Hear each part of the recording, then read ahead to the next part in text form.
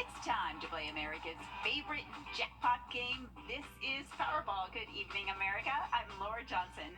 Tonight we have another life-changing jackpot for you. It's worth an estimated $257 million. So get those tickets out. Let's play. That first number up is 15.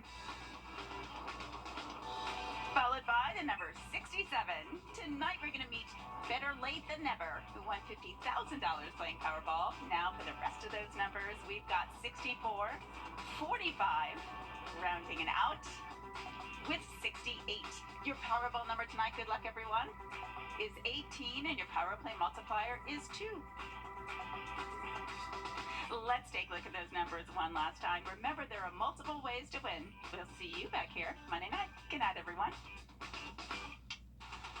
From the station that's on your side, this is News 12, NBC 26 at 11. Coming up tonight, a family is concerned after a toddler escaped their daycare center this week. We'll hear how they're feeling with the situation and how it was handled. But first, all weekend, people are wearing orange to honor survivors and victims of gun violence. Wear Orange Weekend started in honor of Hadia Pendleton, a Chicago teen murdered in 2013. Today, Augusta honor Wear Orange for the first time.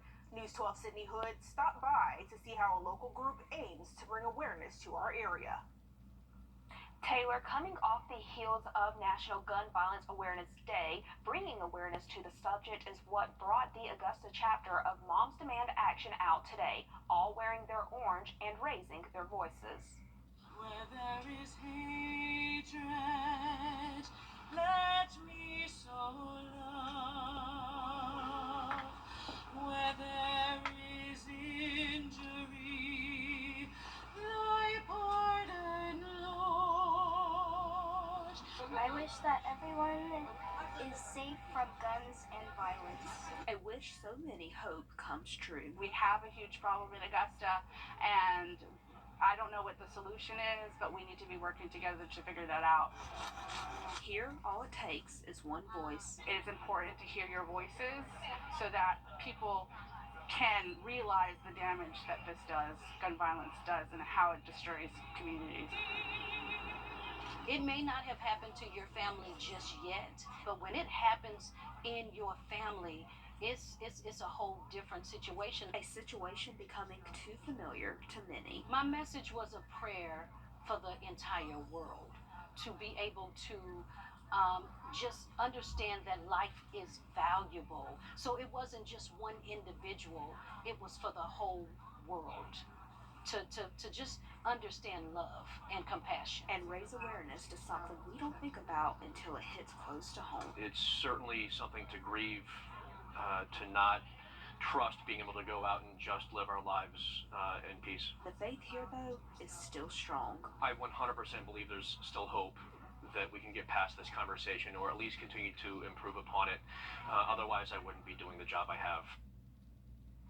The local Moms Demand Action group says they want to continue with Wear Orange Day, all to bring awareness to gun violence and continue to change their worries into action. Thank you for that, Sydney. Richmond County deputies need your help finding a missing woman.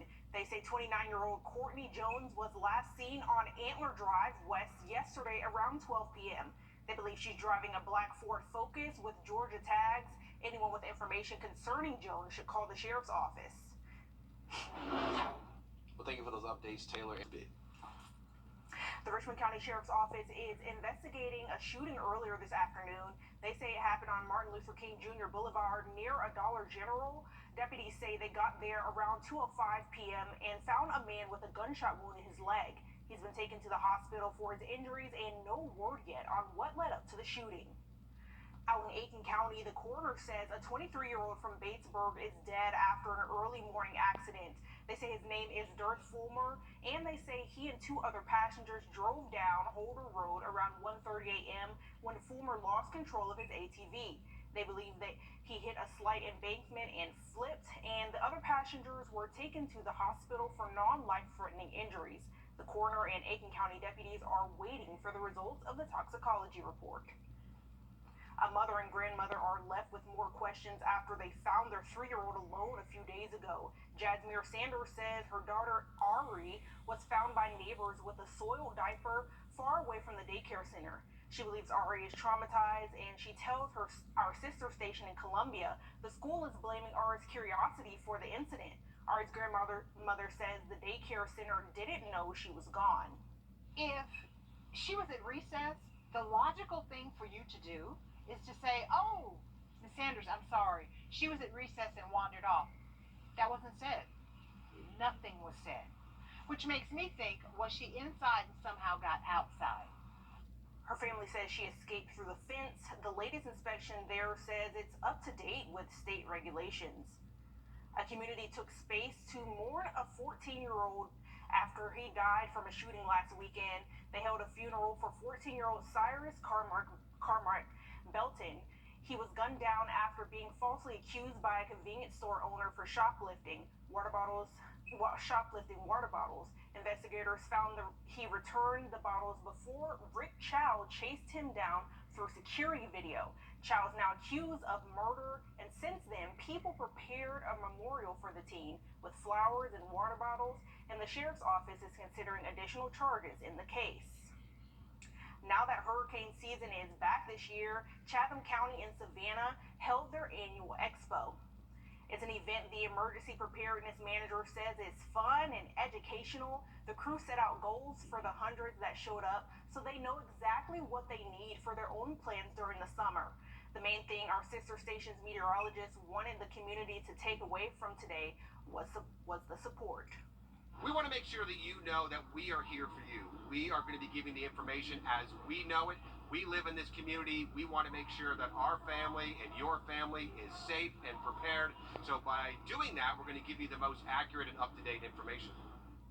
Participants also have the chance to win hurricane emergency kits as prizes. Still ahead, crews are still picking up what's left behind from a deadly train crash as they count those who are injured and those who died. We'll have the latest from India when we come back.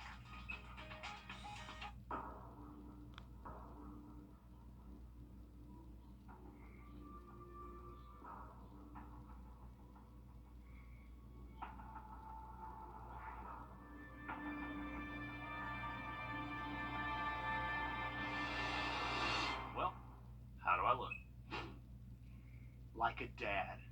There's a 100% chance of baby showers because Riley's heading off to be a dad. Congratulations, Riley. We'll see you when you get back. How do we decide what hotel to book? Fear not, I got you. Choice Hotels has a hotel for every type of stay. Like a comfort with the kiddos. Spacious. That's what they all say.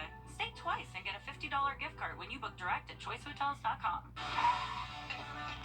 Around that mark for your Tuesday and Wednesday. Moving past Wednesday, though, those temperatures fall back towards the middle 80s, and those rainfall chances stay mostly isolated through next weekend.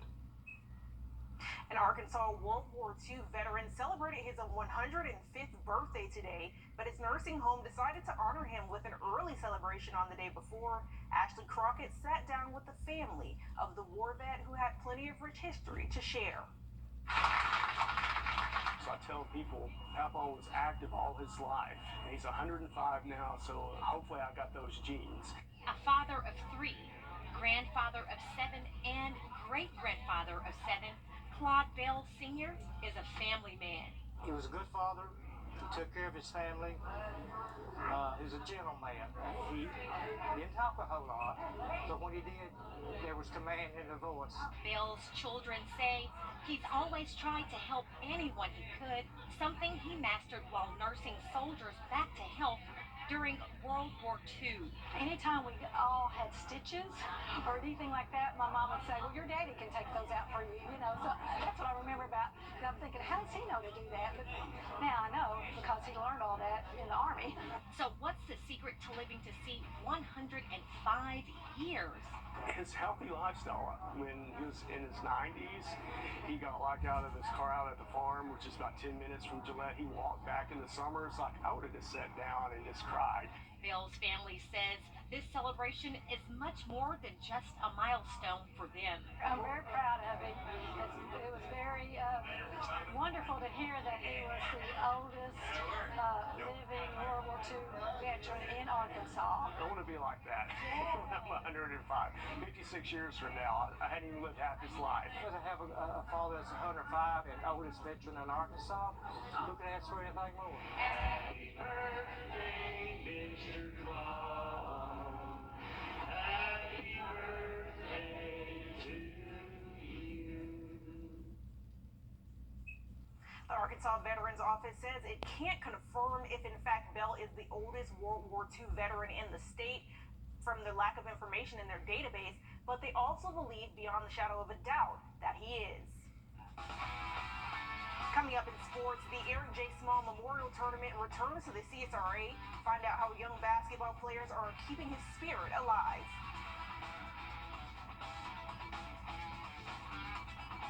As we head into break, here's a live look at Dallas with your winning lottery numbers.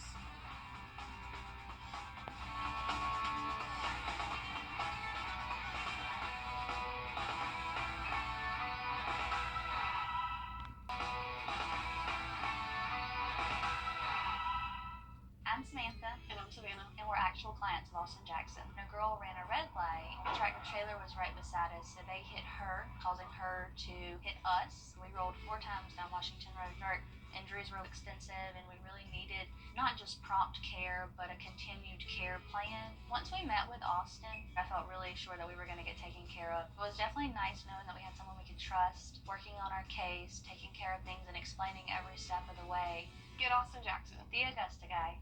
Get Macy's lowest price. Infinity.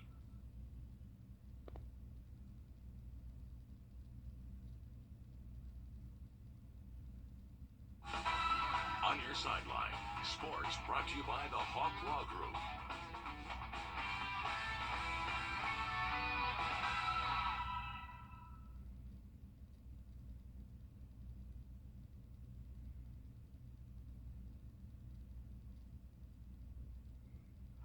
Time is a funny thing. For Frankie Simon, time this year is one that she holds really close to her heart. When Eric passed, we retired Eric's jersey and uniform. Number 0 on the court, number 1 in Frankie's heart.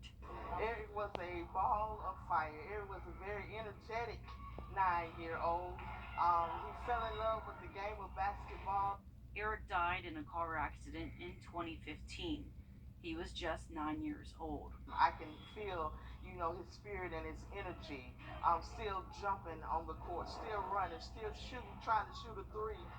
Now he's the 6th man on 45 teams, all competing at a tournament bearing his name. This is one of the ways that we could have made sure that he lived on and lived through basketball, and each and every year remind people who he is. Eric would have just wrapped up his junior year at Westside. Well, the coach said that there was a jersey, a foul number of a jersey, number 6, that he just found amongst his inventory of uniforms, and that came to his vision that was Eric, which let us know there is life after death, because now he is a state championship recipient even in his death. He got his ring, his mom, peace. June 1st was the first time I felt alive and a little bit more joy than I had felt since 2015. This is the 8th year that Corey Warren and Frankie Simon have put on the AAU tournament. They've managed to double the playing field since it first started back in 2016. The Eric J. Smalls Memorial Tournament has also gifted thousands in scholarships to local athletes over the years. Regional Saturday in Death Valley, 2 teams evenly matched, maybe why it went 14 innings. Greenbrier's Chase Dolander hit the mound against the Tigers in 5 innings. He sent 4 back to the dugout. The Tigers got a bite of his Achilles heel with a 3-run homer and stayed ahead. The Bulls trailed until rallying back in the 9th to cap it at 5 even. It ends in a Bulls win in 14 innings. Clemson will now face Charlotte Sunday afternoon over at the Columbia Regional. The Gamecocks led 6-0 heading into the bottom of the 6th, where the Pack gave them a scare. State cut it in half and couldn't double down, so the Gamecocks moved to the regional final Sunday night. Just before we go, Green Jackets just couldn't find their way onto the board tonight. Charleston got 9 hits off the Jackets, while the Dogs kept them at 2. Late night for the Braves, they had a 10-10 start time. That game currently in the 4th, Braves up 2, Mikkel. Well, thank you for those important updates, Alyssa. Definitely appreciate it. As far as rainfall, we didn't see any today across Augusta, Aiken. We did see some a little bit further south. We'll talk about the forecast one last time coming up. Call attorney John Foy and Associates today. Well, a quick tropics update. We do have post-tropical storm Arlene, so it has lost most of its tropical characteristics. I should say post-tropical Arlene, not post-tropical storm. But this will likely dissipate in the next 48 hours totally, so not really a concern at all. Temperatures for tonight staying pretty seasonal as we head towards your Sunday morning. Looking at a mostly dry Sunday afternoon. Into Monday, we keep those dry conditions around. Temperatures back towards 90 by Tuesday, and isolated rainfall chances all the way through next weekend as we finish off that 7-day forecast. Thank you for joining us tonight at 11. Be sure to come back for Maria Sellers and Chris Still tomorrow morning.